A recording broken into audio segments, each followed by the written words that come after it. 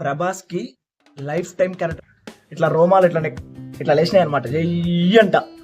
Hi guys, ఇప్పుడే movie చూసాను, కల్కి 2898 ప్రభాస్కి లైఫ్ టైం క్యారెక్టర్ పడింది గాయస్. లైఫ్ టైం క్యారెక్టర్ అనమాట.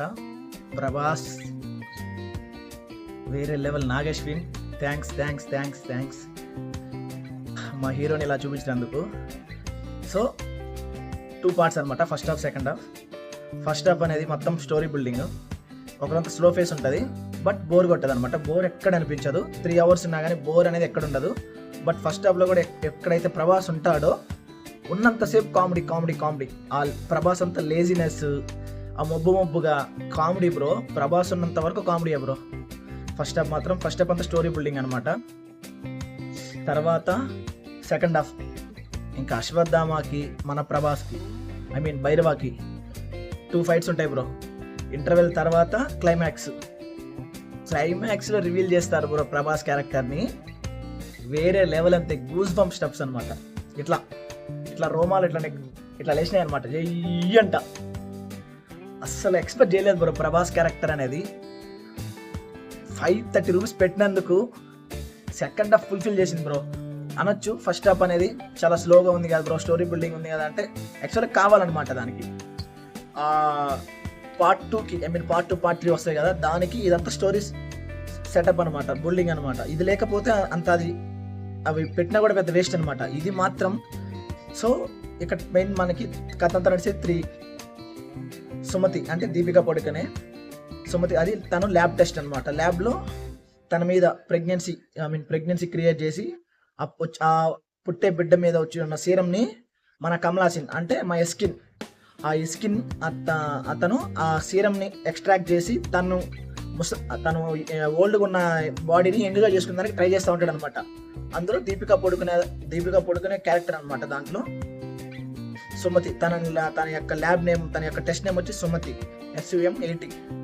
సో లాస్ట్కి తెలుస్తుంది అనమాట, సుమతిలో పుట్టబోయే బిడ్డ తన సీరం అనేది మన స్కిన్ అంటే మన విలన్ గారు ప్లే చేసిన కమల్ హాసన్కి చాలా ఇంపార్టెంట్. సో మన దీపికా పడుకుని తప్పించుకుంటే తర్వాత మన ఇంకా వాళ్ళ విలన్స్ తన మీద బౌంటీ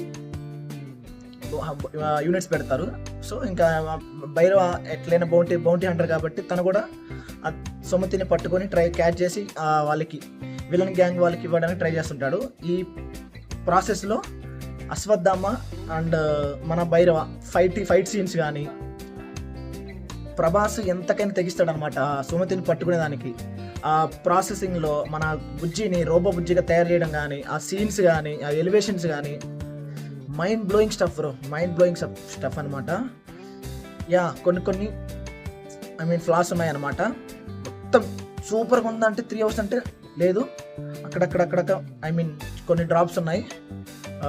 మొత్తం ఫస్ట్ హాఫ్ అంతా అయితే టూ మచ్ ఎలివేషన్స్ ఏం లేవు.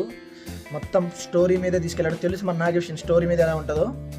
సెకండ్ హాఫ్ మాత్రం ఉంది బ్రో. పీక్స్ అనమాట. Life time character for Prabhas. నేను ఎందుకు అనుకున్నా ఇదేంది అమరేంద్ర బాహుబలి కదా ప్రభాస్కి బెస్ట్ క్యారెక్టర్ అనుకుంటే, ప్రభాస్ ఏంది దిస్ ద బెస్ట్ క్యారెక్టర్ ఎవరు అంటే ఎందుకు అనుకున్నా బ్రో. వర్త్ అనమాట. వర్త్. ప్రభాస్ ఎవరైతే అన్నారో మాటలు లేవు, డైలాగులు లేవు, యాక్టింగ్ రాదు, comedy. Prabhas 10 years back Bujjigadu ఆ కామెడీ వచ్చింది బ్రో మళ్ళీ. సీరియస్ చెప్తున్నా, సింపుల్గా కళ్ళు మూసుకొని టికెట్ బుక్ చేసుకొని వెళ్ళిపోండి. 3 గంటలు ఎలా అవుతుందో కూడా మీకు తెలియదు అనమాట. 3 గంటలు. క్యామియోస్ అయితే ఉన్నాయా బ్రో. కొన్ని క్యామియోస్ వర్కౌట్ అయ్యాయి, కొన్ని క్యామియోస్ వర్కౌట్ కాలేదు. సీరియస్ చెప్తున్నా బ్రో, సాలిడ్ స్టఫ్ ఉంది bro. Go and watch in theatres. And అందు చెప్తున్నా, స్పాయిలర్స్ మాత్రం చూడకండి. స్పాయిలర్స్ చూస్తే మాత్రం మీ ఆ ఎంజాయ్ని మిస్ అవుతారు. Thank you Nageshwin.